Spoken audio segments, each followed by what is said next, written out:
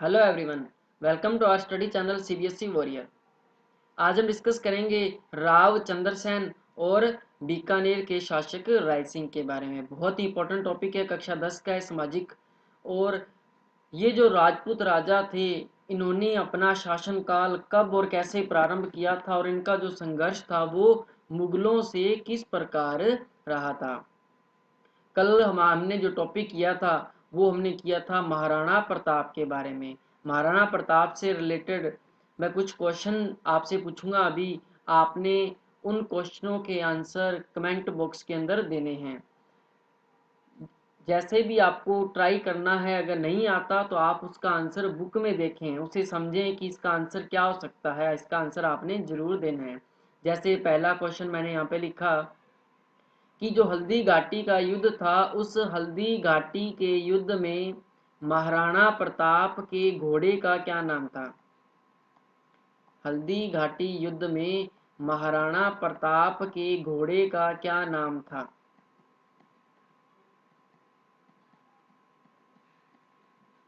घोड़े का क्या नाम था। एक तो हो जाएगा ये क्वेश्चन। और एक और क्वेश्चन है जिसका आंसर आपने कमेंट बॉक्स में देना है कि हल्दी घाटी के युद्ध को हल्दी घाटी युद्ध को मेवाड़ की थर्मोपली मेवाड़ की थर्मोपोली थर्मोपली युद्ध की संज्ञा किसने दी है। युद्ध की संज्ञा किसने दी है, उसका नाम बताना है आपने। ये दो क्वेश्चन है जिनका आपने आंसर कमेंट बॉक्स में देना है। आज हम शुरू करेंगे राजस्थान के जो मारवाड़ रियासत के जो राजा थे, रावचंद्र सेन। रावचंद्र सेन महाराणा प्रताप की तरह ही थे, जिन्होंने अकबर की अधीनता को स्वीकार नहीं किया था। तो सबसे पहले देखेंगे रावचंद्र सेन का जो प्रारंभिक जीवन था, यानी कि इनका जो जन्म था वो 16 जुलाई 1541 को हुआ था। रावचंद्र सेन का जन्म 16 जुलाई 1541 को हुआ था। और ये जो रावचंद्र सेन था, जोधपुर रियासत का अधिकारी था, जो मारवाड़ रियासत थी उसका शासक बना था। और इसे जो शासक था वो स्वरूपदे के कहने पर बनाया गया था। स्वरूपदे जो रावचंद्र सेन की माता थी।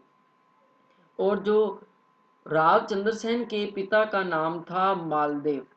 रावचंद्र सेन के पिता का नाम मालदेव था। और मालदेव की जो मृत्यु थी वो 1562 के अंदर हुई थी। और 1562 में राव मालदेव की मृत्यु के पश्चात मारवाड़ रियासत का जो राजा था वो रावचंद्र सेन बना था 1562 के अंदर। और इसका जो शासनकाल रहा था वो 1581 तक रहा था। बहुत ही इंपॉर्टेंट है। अब होता ये है कि जो रावचंद्र सेन होता है वो अपने साम्राज्य के विस्तार के लिए संघर्ष करता है, अन्य राजपूत राजाओं के साथ मेल मिलाप करता है। और दूसरी तरफ जो मुगल सत्ता थी, मुगल शासन था, वो रावचंद्र सेन को अपने अधीन करना चाहता था। और इसी दौरान राव जो चंद्रसेन है, इसके दो भाई होते हैं, इसके दो बड़े भाई होते हैं। वो स्वयं राजा बनना चाहते थे मारवाड़ रियासत के, लेकिन उनके स्थान पर रावचंद्र सेन को शासक बनाया गया, जिसके कारण वो दोनों भाई नाराज हो गए और अकबर के पास चले गए थे।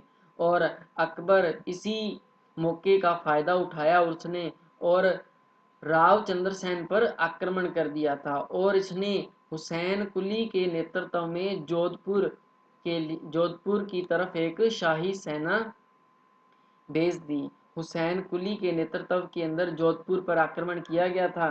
और हुसैन कुली के द्वारा जोधपुर पर अधिकार कर लिया गया था।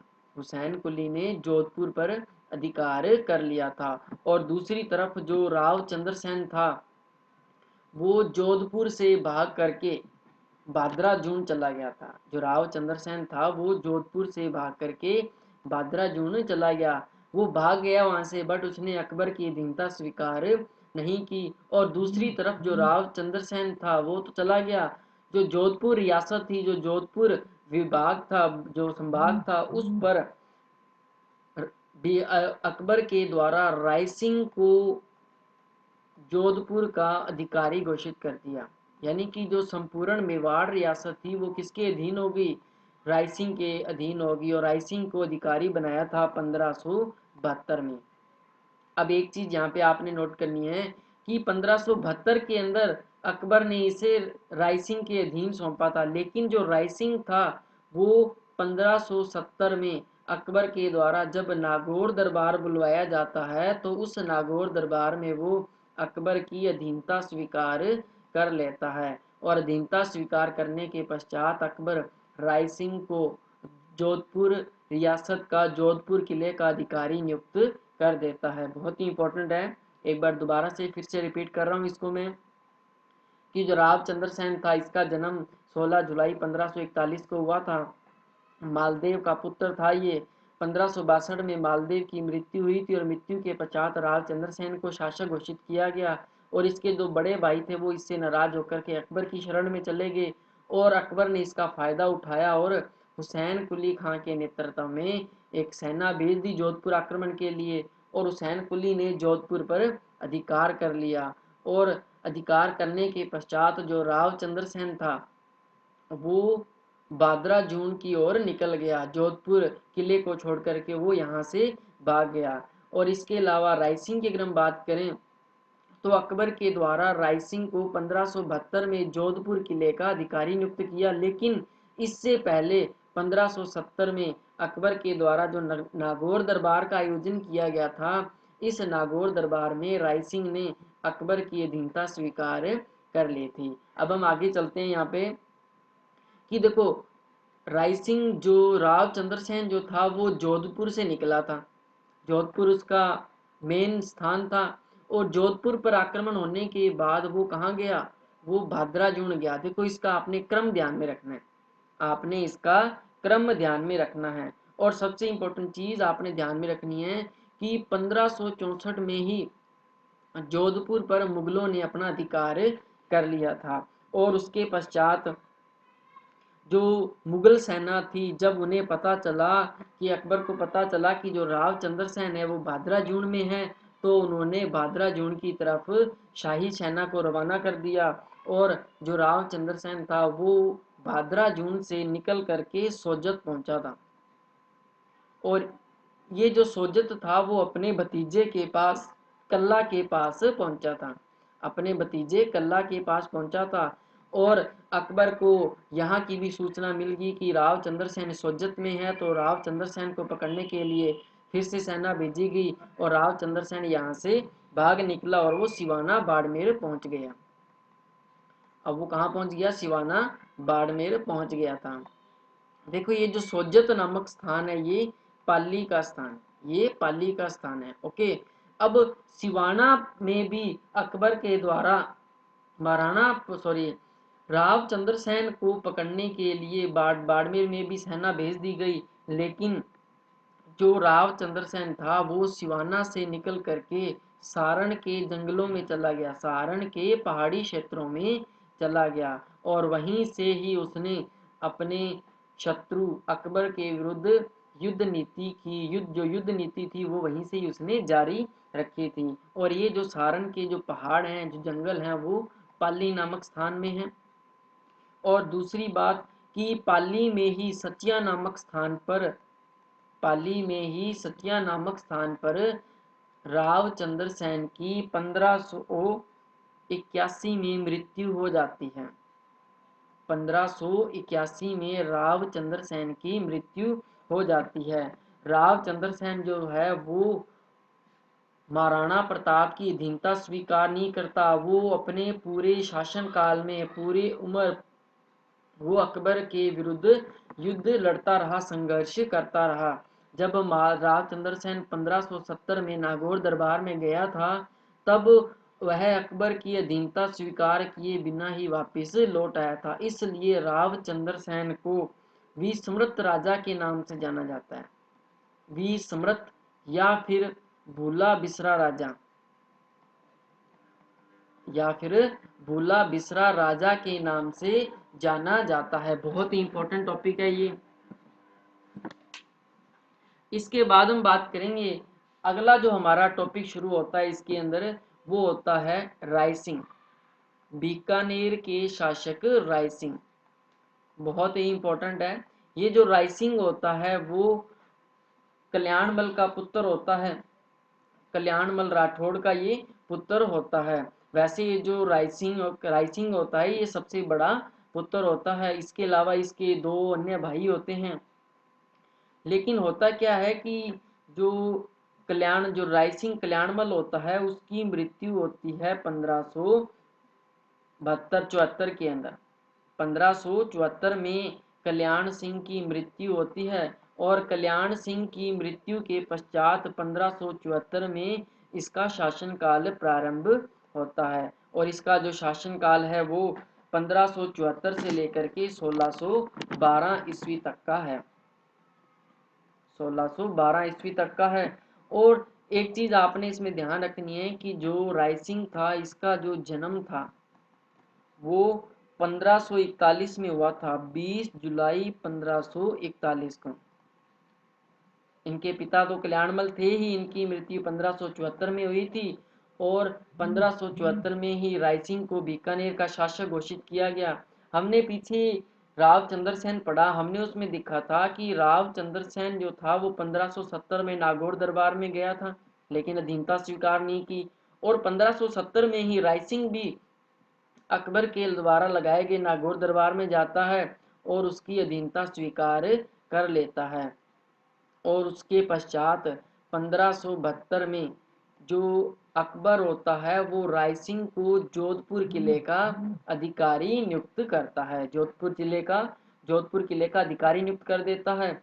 और उसके पश्चात 1574 में वो वास्तविक रूप से बीकानेर का राजा बनता है। पहले तो वो जोधपुर में था, लेकिन जब वो जोधपुर में था उसके समय इब्राहिम मिर्जा के द्वारा नागौर में विद्रोह कर दिया गया था और राय सिंह ने इस विद्रोह को बड़ी कुशलता के साथ इसे समाप्त किया था। और राय सिंह के शासनकाल में ही सिरोही के देवड़ा सुल्तान और इसके साथ साथ बीजा देवड़ा, इन दोनों के बीच में संघर्ष हुआ था, इन दोनों के बीच में युद्ध हुआ था। और इसके अलावा जो राय सिंह जो थे उन्होंने सिरोही पर आक्रमण कर दिया। देखो दोनों के बीच में विवाद चल रहा था, झगड़ा चल रहा था। इस झगड़े को समाप्त करने के लिए राय सिंह ने सिरोही पर आक्रमण कर दिया। जो देवड़ा सुल्तान था इसको पराजित कर दिया, पराजित करने के बाद राय सिंह ने सिरोही पर अधिकार कर लिया और अधिकार करने के बाद इसे दो भागों में बांट दिया। यानी कि इसका जो आधा भाग था वो तो मुगलों को दे दिया और इसका जो शेष आधा भाग था वो राय सिंह ने जगमाल को दे दिया। राय सिंह ने किसको सौंप दिया? जगमाल को। ये जो जगमाल था वो महाराणा प्रताप का भाई था। ये जो जगमाल था वो महाराणा प्रताप का भाई था, अपने ध्यान में रखना है। और उधर जो देवड़ा सुल्तान होता है वो अपनी पराजय का बदला लेने के लिए पुनः एक बार फिर से मुगलों पर आक्रमण कर देता है। और 1583 में दत्तानी का युद्ध होता है। दत्तानी नामक स्थान पर है या फिर दत्तानी का युद्ध कह लो इसको। ये जो युद्ध था वो देवड़ा सुल्तान और मुगलों के बीच में हुआ था। और यहाँ जो मुगलों की जो तरफ था वो जगमाल युद्ध कर रहा था। मुगलों की तरफ से कौन युद्ध कर रहा था? यहाँ पे जगमाल युद्ध कर रहा था। क्यों? क्योंकि सिरोही का आधा भाग किसको दिया गया था? जगमाल को दिया गया था। और इस युद्ध में बीजा देवड़ा विजयी हुआ था और जगमाल की मृत्यु हो गई थी। और बीजा जो देवड़ा सुल्तान था वो विजयी हुआ था इस युद्ध में और इसने पुनः सिरोही पर अधिकार कर लिया। इसने क्या किया? पुनः सिरोही पर अपना अधिकार कर लिया। और दूसरी तरफ था वो जो अकबर जो था वो राय सिंह के कार्यों से बड़ा खुश हुआ था, उससे बड़ा प्रभावित हुआ। तो उसने राय सिंह को 1593 में अकबर ने रायसिंह को 1593 में जूनागढ़ का प्रदेश सौंप दिया। रायसिंह को जूनागढ़ का प्रदेश 1593 में सौंप दिया और 1604 में इसे शमशाबाद का प्रदेश सौंप दिया। शमशाबाद और इसके साथ साथ इसे नूरपुर की जागीर भी दी। और इसके साथ साथ इन दोनों के साथ साथ अकबर के द्वारा रायसिंह को राय की उपाधि प्रदान की। राय की उपाधि प्रदान की। तो आपने ध्यान में रखना है कि रायसिंह को जो राय की उपाधि प्रदान की गई थी वो किसके द्वारा दी गई थी? वो अकबर के द्वारा दी गई थी। कब दी गई थी? 1604 में। शमशाबाद कब सौंपा गया था? वो 1604 में सौंपा गया था। जूनागढ़ का प्रदेश कब दिया गया था रायसिंह को? वो दिया गया था 1593 के अंदर। इसके अलावा अगर हम बात करें रायसिंह के शासनकाल की, तो रायसिंह ने 1589 से लेकर के 1594 तक अपने शासनकाल में जूनागढ़ किले का निर्माण करवाया। जूनागढ़ किला कह लो या फिर बीकानेर का किला कह लो, इसका निर्माण करवाया था। और इसका जो निर्माण था इसने अपने प्रधानमंत्री करमचंद की देखरेख में पूर्ण करवाया था। करमचंद की देखरेख में इसे पूर्ण करवाया था, जो रायसिंह का प्रधानमंत्री था। और इसके अलावा जो रायसिंह था वो एक साहित्यकार भी था। रायसिंह जो था वो एक साहित्यकार भी था। इसने अपने शासनकाल में रायसिंह महोत्सव की रचना की थी। रायसिंह महोत्सव की रचना की और दूसरी तरफ वैदक वंशावली की रचना की। वैदक वंशावली बहुत ही इंपॉर्टेंट है, ध्यान में रखना है इसको। और ज्योतिषमाला ग्रंथ की रचना की। ज्योतिषमाला और एक टीका लिखी थी बाल बोधनी नामक टीका। ये जो टीका थी वो ज्योतिषमाला के ऊपर लिखी गई थी।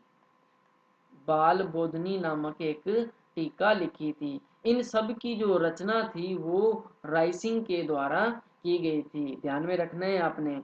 और इसके अलावा रायसिंह के लिए राजेंद्र नाम शब्द का प्रयोग किया गया है कि रायसिंह को राजेंद्र नाम से किस ग्रंथ में पुकारा गया है?